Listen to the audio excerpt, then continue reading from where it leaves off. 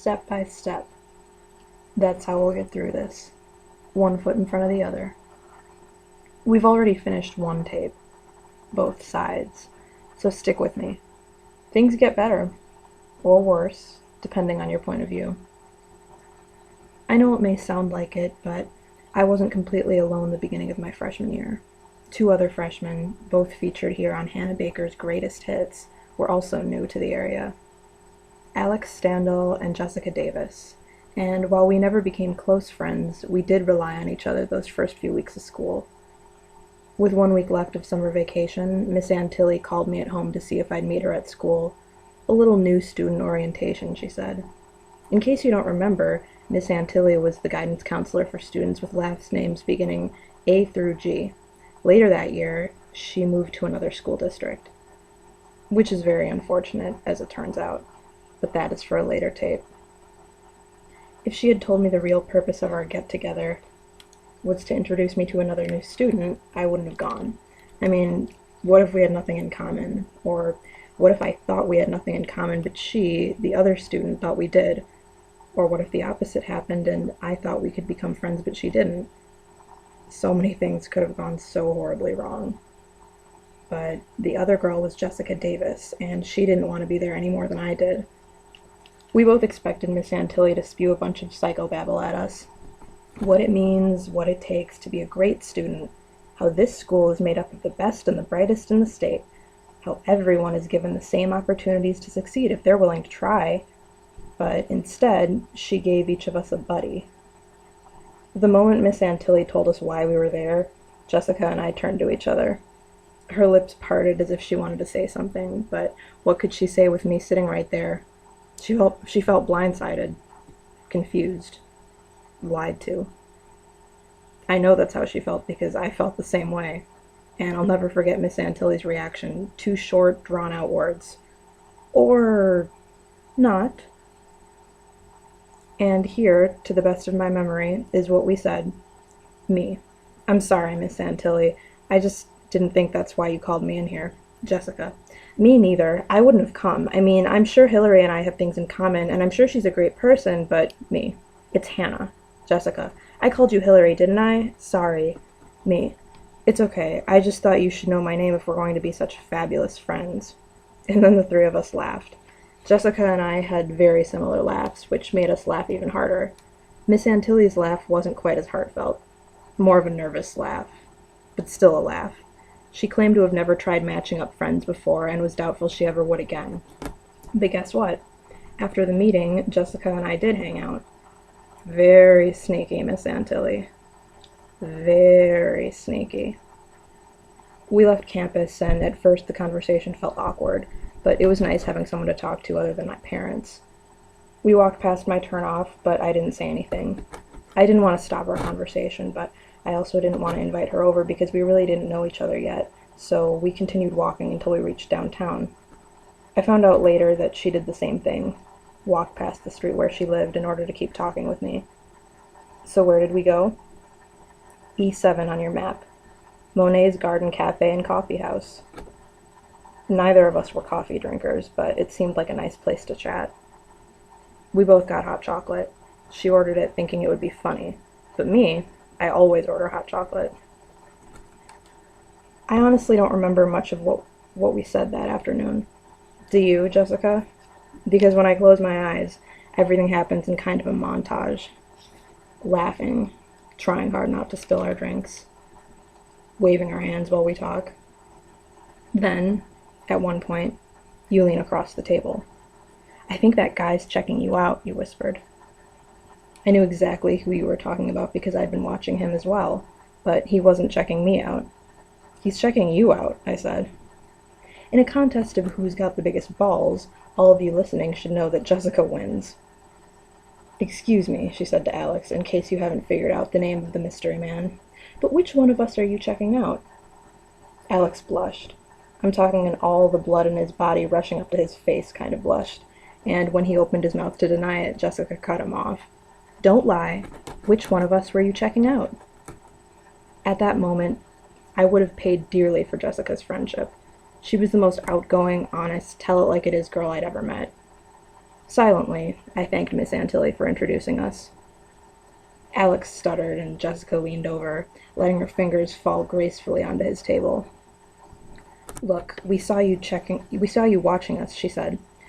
"We're both new to this town, and we'd like to know who you were staring at. It's important." Alex stammered. I just, I heard, it's just, I'm new here too." I think Jessica and I both said something along the lines of, "Oh," and then it was our turn to blush. Poor Alex just wanted to be part of our conversation, so we let him, and I think we talked for at least another hour, probably more. Just three people, happy that the first day of school wouldn't be spent wandering the halls alone, or eating lunch alone, getting lost alone. That afternoon at Monet's was a relief for all three of us. How many nights had I fallen asleep, terrified, thinking of that first day of school? Too many. And after Monet's, none. Now I was excited. And just so you know, I never thought of Jessica or Alex as friends. Not even at the beginning when I would have loved two automatic friendships. And I know they felt the same way, because we talked about it. We talked about our past friends and why those people had become our friends.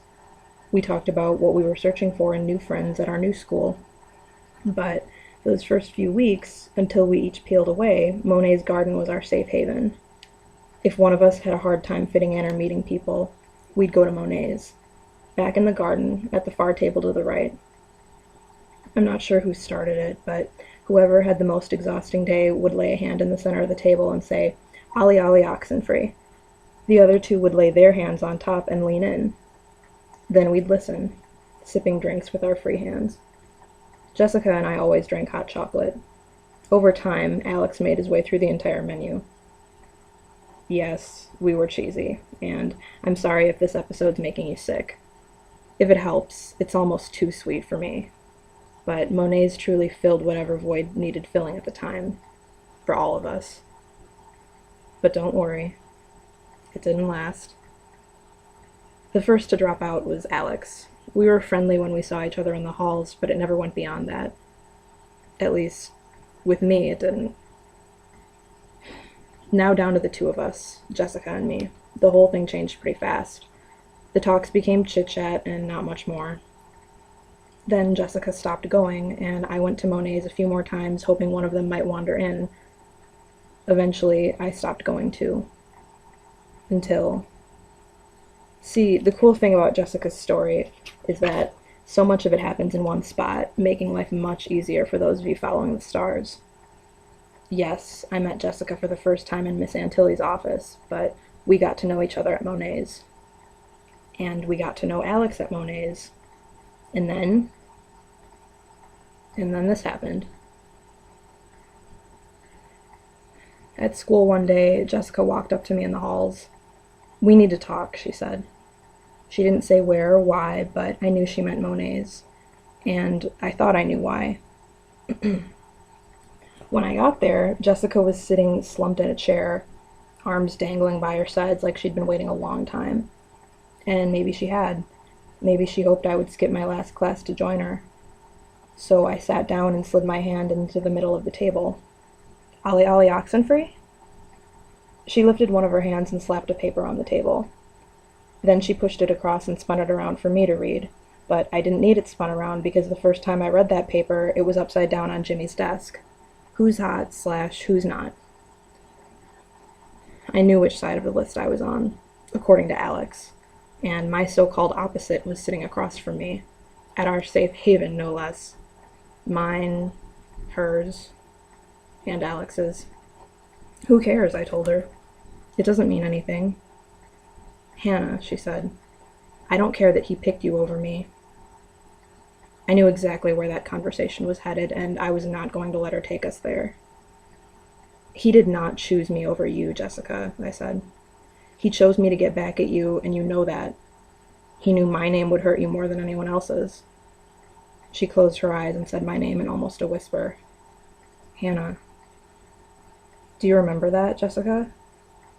Because I do.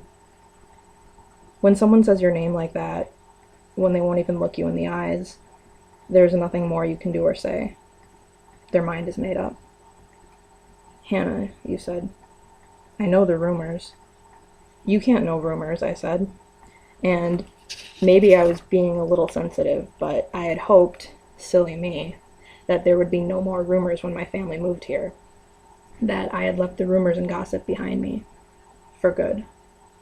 You can hear rumors, I said, but you can't know them. Again, you said my name.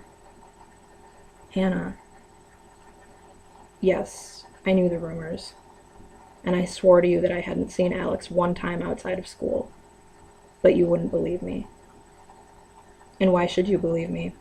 Why would anyone not believe a rumor that fits so nicely with an old rumor?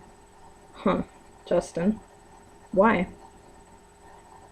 For Jessica, it was easier to think of me as bad Hannah than as the Hannah she got to know at Monet's. It was easier to accept, easier to understand. For her, the rumors needed to be true. Fine, I said. Fine, Jessica. Thank you for helping me the first few weeks of school. It meant a lot. And I'm sorry Alex screwed that up with his stupid little list of his, but he did. I told her I knew all about their relationship. On that first day at Monet's, he had been checking one of us out. And it wasn't me. And yes, that made me jealous. And if it helped her get over it, I accepted any blame she wanted to put on me for the two of them breaking up. But it was not true. But all Jessica heard was me accepting blame. She rose up beside her chair, glaring down at me, and swung. So tell me, Jessica, which did you mean to do? Punch me? Or scratch me? Because it felt like a little bit of both, like you couldn't really decide. And what was it you called me? Not that it matters, but just for the record, because I was too busy lifting my head and ducking, but you got me, and I missed what you said. That tiny scar you've all seen above my eyebrow, that's the shape of Jessica's fingernail, which I plucked out myself. Or maybe you've never seen it, but I see it every morning when I get ready for school. Good morning, Hannah, it says. And every night when I get ready for bed, sleep tight. But it's more than just a scratch. It's a punch in the stomach and a slap in the face. It's a knife in my back because you would rather believe some made-up rumor than what you knew to be true. Jessica, my dear, I'd really love to know if you dragged yourself to my funeral. And if you did you notice your scar? And what about you? The rest of you? Did you notice the scars you left behind? No. Probably not. Because most of them can't be seen with the naked eye.